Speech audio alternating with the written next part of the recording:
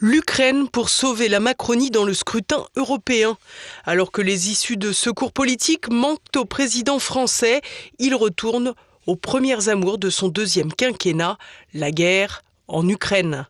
En voyage outre-Rhin, le premier d'un chef d'État français depuis Jacques Chirac, Emmanuel Macron a pu profiter lundi soir de la fête de l'Europe pour y répandre son laïus bien connu sur la sécurité de notre continent, après quelques balbutiements en allemand.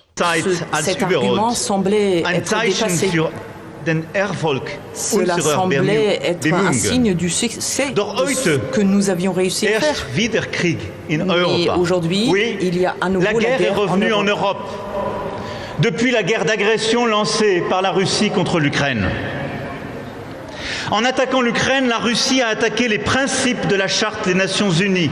En attaquant l'Ukraine, la Russie a décidé de menacer la sécurité de notre continent tout entier.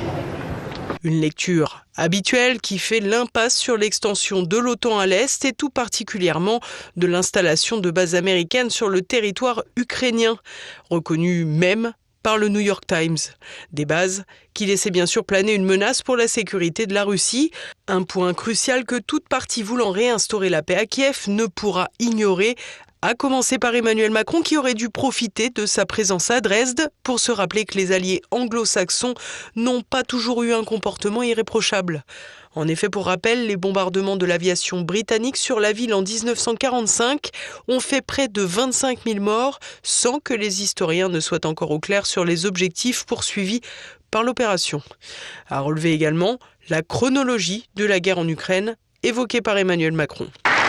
Et oui, je vous le dis, la guerre d'agression menée par la Russie contre l'Ukraine est évidemment d'abord une guerre qui touche nos amis ukrainiens, leur souveraineté, leur intégrité territoriale.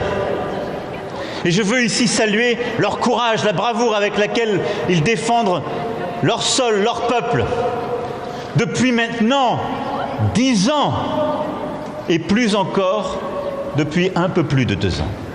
Pour Emmanuel Macron, resituer le début de la guerre en Ukraine en 2014 ne vise évidemment pas à reconnaître les victimes du Donbass, ni à reconnaître l'incurie française dans le non-respect des accords de Minsk, qui a pourtant conduit à la guerre ouverte actuelle.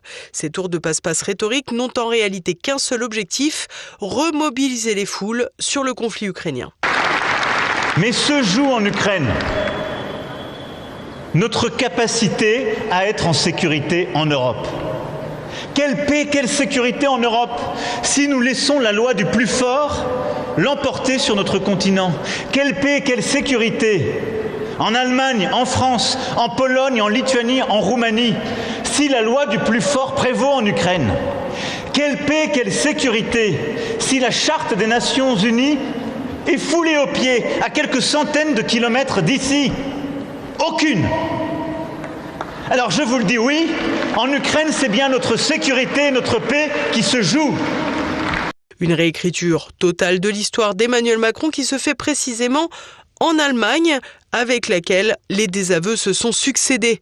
En effet, lorsque le président français avait évoqué l'envoi de troupes en Ukraine, c'est Olaf Scholz, le chancelier, qui avait été parmi les premiers à rejeter catégoriquement cette hypothèse, étalant alors au grand jour l'état du prétendu couple franco-allemand.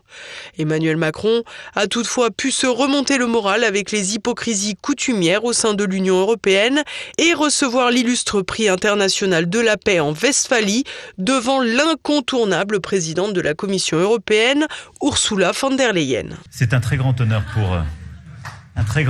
pour moi d'être parmi vous ce matin en ce lieu chargé d'histoire, aux côtés de mon épouse, pour recevoir ce prix si symbolique. Une séquence qui pourrait, dans une moindre mesure, rappeler le prix Nobel de la paix accordé à Barack Obama en 2009, alors que les États-Unis étaient noyés dans le bourbier afghan et l'occupation en Irak, où plusieurs centaines de milliers de civils périront. Il semble d'ailleurs que cette désormais habituelle inversion des normes, pour ne pas dire des valeurs, n'ait pas échappé à Emmanuel Macron.